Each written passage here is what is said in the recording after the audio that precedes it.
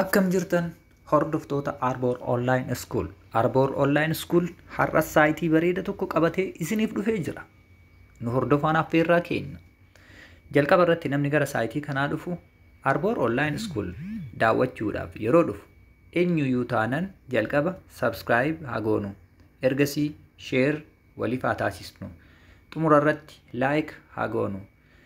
Yeroo kamiyyuu akka yaanni haarofti yookiin immoo viidiyoottan haarofti Arboor Online School isinii maxxansu isin bira dafee akka qaqqabu yoo barbaaddan isii cinaa subscribe jirtu san gadi tuquudhaan mallattoo cinaa subscribe jirtu san gadi tuquudhaan on haa taasisnu. Sani jechuun notification keenya on goone jechuun dafneetiin akka viidiyoottan haarofti nu bira gahu nu tajaajila jechuudha. Kanaaf Arboor Online School yeroo kamiyyuu viidiyoottan haarawaa hedduu isaanii isiniif maxxansa. Gara Arboor Online School yeroo seentan viidiyoo tajaajiltu tana tuquudhaan kallattumaan saayitoottan haaraa inni nu maxxansu guyyaa guyyaan maxxanu haala kanaan ilaaluu dandeenya jechuudha. Saatiiwwan asirra jiran ilaaluudhaan hojiilee garaagaraa hojii hedduu dalaguu dandeenya. Arboor Online School yeroo kamuu isin waliin jira. Yaada haaraa, leenjiiwwan garaagaraa, barnoota, beekamtii, dhaamsa garaagaraa, hojiilee garaagaraa akkasumas daawwii sagantaalee adda addaa yeroo kamiyyuu Arboor Online School qabatee isiniif dhiyaata. Isinis leenjiilee ta'ee akkasumas sagantaalee garaagaraa daawwiiwwan garaagaraa yeroo barbaaddanitti haala salphaa ta'een Arboor Online School irraa argachuu dandeessu. Egaa hordoftoota keenya kabajamoof jaalatamoo. Viidiyoottan har'a inni maxxanse viidiyoottan lamaan keessaa viidiyoo irra jiraannee galii dabalataa haala ittiin argachuu dandeenya. Al tokko qofa invest godhuudhaan, al tokko qofa irratti deposit recharge godhuudhaan, irratti guutuudhaan guyyaa keessatti 23 kanneen nuuf kaffalan asirratti hordoftoota teenya kabajamoof jaalatamoo. Ammallee saayitii baay'ee bareedduuf miidhagduu taate takka qabadhee isiniif dhiyaadheera. An Arboor Online School hanga xumuraatti nu waliin ta'an affeerraa keenya. Saayiticha kana liinkii namni naa erge akkuma dhaqee galmaaheen liinkicha gad cuqaasuudhaan akkuma dhaqee argeen kallattiin garam seene jechuudha gara saayitichaatti na seensise. Liinkiin isa kana ture kan namni naaf erge tuqee jira. As bira sarara sadii kana tuquudhaan gara kiroomiitti jijjiiranna jechuudha. Jijjiiradhee jira. An sign up jedheen isinitti agarsiisuu jalqaba irratti akkaataa ittiin galmooftan akkuma seentaniin lakkoofsa bilbilaa keessan ni barreessitu.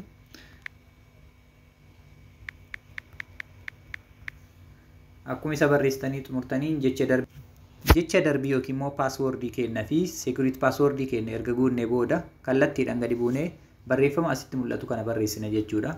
775 natti mul'ata as keessaa asitti barreessina sign up jennaan jechuu kallattumaan. Galmooftan jedha successful register jedhee jira. Haala kanaan TRX 10,000 jalqaba irratti iddoo kanatti isiniif barreessa jechuudha akka galmooftaniin. Itti aansuudhaan hordoftoota teenya kabajamuuf jaalatamoo mee maal ilaallaa waliin haa ilaallu. Egaa eega galmoofnee xumurree booda kallattumaan mee log out jedheeni kan amma ittiin galmaa'e seevaa godhadhu 9 paaswoordiin kiyya barraa'ee jira. Save godhadha jechuudha iddoo save jettu taasii tana tuquudhaan xumuree jira jechuudha. Mee haala deposit ittiin goonu immoo kan waliin ilaallu ta'a jechuudha. Hanga xumuraatti nu hordofaan affeerraa keenya.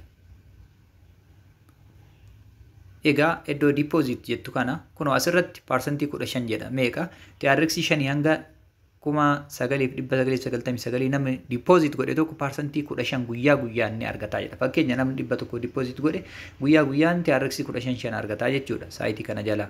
Akkasumas 10,000 irraa hanga 50,000 namni godhe 17 akkasumas dabalaa deema hanga xumuraatti ilaala. Namni hanga miliyoona 30 sanii olis godhe parsantii 35 hanga miliyoona 100tti hanga biliyoona 1tti ni dandeessu. Parsantii 35 guyyaadhaan ni argattu jechuudha. Yoo nama affeertanis hiriyoota keessanirraa ni argattu parsantii 17 argattu jechuudha. Kanaaf seera isaa kana tokko isaatiin dubbisaa leevilii jalqabaa irratti parsantii 10 argattu leevilii lammaffaa irratti parsantii 2.5 argattu, leevilii sadaffaa irratti parsantii 3.2 argattu jechuudha. Leevilii sadaffaa irratti parsantii 2, leevilii lammaffaa irratti 5, leevilii tokkoffaa irratti 10 argattu. Kanaaf namallee affeeruun bu'aa guddaa isiniif qaba. Nama affeeraa sheer walii taasisaa iddoo sheer jettu kana tuquu qofaan liinkii iddoo kana jirtu kana isit koppii jettu tana koppii liink tuquudhaan namaaf nama barbaaddanii gama telegiraamaatiinis ta'e gama instaagiraamaa, tiwiitaraa, yuutiyuubaa, feesbuukaa karama fayyadamtan kamiinuu namaaf erguun nama waliin hojjechuu dandeessu jechuudha. Mee amma dipoozit kan jedhu tuqne dipoozit goonee haa ilaallu.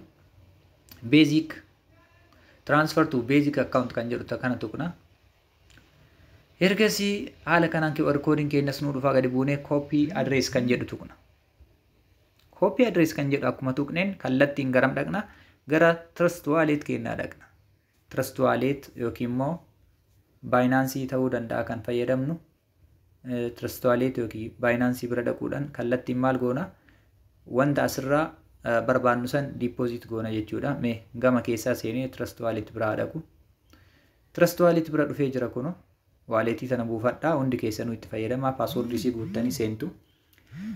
Trust Wallet irraa amma kan qabu TRX 17. Mee TRX 17 kana deposit gara saayitichaa godhee haa ilaallu. As bira dhufnee TRX 17 yookiin immoo as bira tuquudhaan liinkii duratti saayiticha irraa koppii godhee ture san paste jedhaan jechuudha asirratti. Akka hin irraanfanne liinkii asitti koppii goone tana liinkii ishii tana jechuudha. Isii koppii goone tana dhufnee maal goona Trust Wallet keenya bira deemuudhaan iddoo gama olii kanatti iddoo kanatti maal goona paste taasisna jechuudha. Paste erga paste taasisnee booda kallattumaan maal goona TRX an guutuu barbaadu 15 jedhaanime TRX 15 asirratti deposit godhuu barbaada. Continue.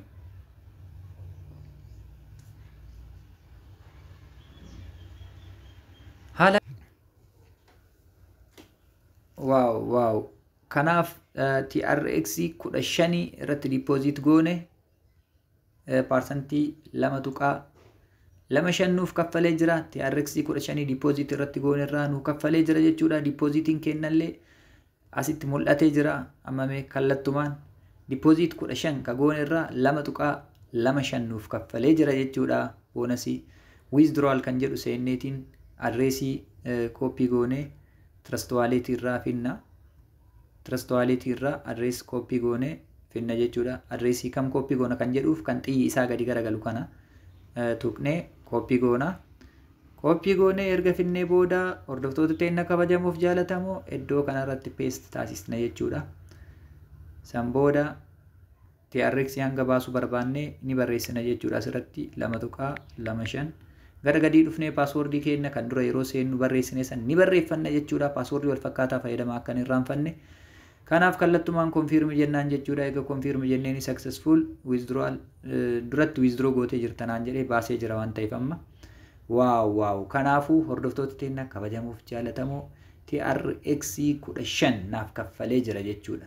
Kunoo TRX 15 deposit godheerra TRX 2.25 naaf kaffalee jira. Galatoomaa ulfaadhaa waan hanga ammaatti nu hordoftaniif mee boonasii biraa isiniif kenna. Al takka waliin haa ilaallu. TRX 10,000 kan ture 10,015 ture 2.25 irraa baasee jira jechuudha. Mee kallattiin gara waaletii Trust Wallet dhaqnee haa ilaallu. Ba'uu isaa as galuu isaa. Refresh goona. Kunoo dhuftee jirti. Waaw. Eda'uu 2.25 TRX argattee jirtanaan jedhe yookiin immoo saantiima 0.14 doolaara jechuudha. Argattee jirtanaan jedhaa jira. Mee 0.14 doolaara kana gara mallaqa biyya keenyaatti jijjiirree haa ilaallu. Namni TRX 15 guyyatti deposit godhe hangam akka argatu waliin haa ilaallu.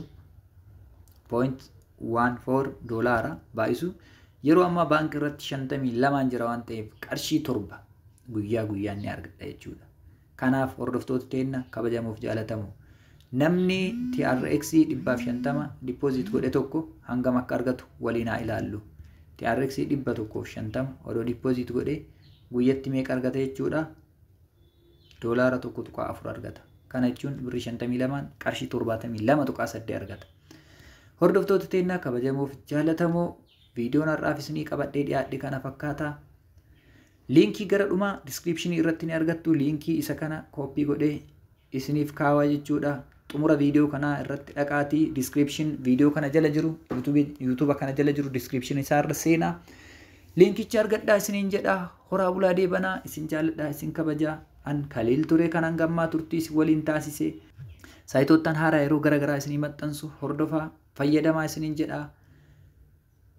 Manni keessan mana milkii haa ta'uu, oolmaan keessan oolmaa gaarii haa ta'uu, halkan keessan halkan milkii haa ta'uu isin jaalladha isin kabajaa. Tiimii keessanis seentanii asiin ilaaluu dandeessanii nama isin jala galmaa'e kunoo duratti nama galmeessee ture asitti mul'isa jechuudha. Nama tokko galmeessitee jirta leebil waan yookiin immoo kallattii keetinnaan jedhee jira jechuudha. Galatooma ulfaadhaa namni isin galmeessitan sunis yoo nama biraa galmeesse ni mul'isa, yoo namni sunis nama biraa galmeesse ni mul'isa jechuudha. Dhaloota sadaffaa komishiinas ni argattu, paarsantiidhaan boonasii ni argattu. Tolchaatii seeraa fi heera isaa hubadhaa.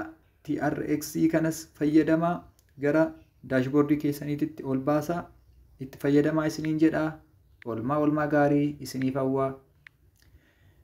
Gara iskiriinii keessaniitti barbaadan appilikeeshina isaa buufadhaati. Yoo appilikeeshinni iddoo qaba jettanii sodaattan ta'ee sarara sadiin kana tuquudhaan isii tana bira dhufuun add to home screen kan jedhu tuquudhaan gara add home screenii ol baafadhaa fayyadamaa isiniin jedhaa. Isin jaalladhaa.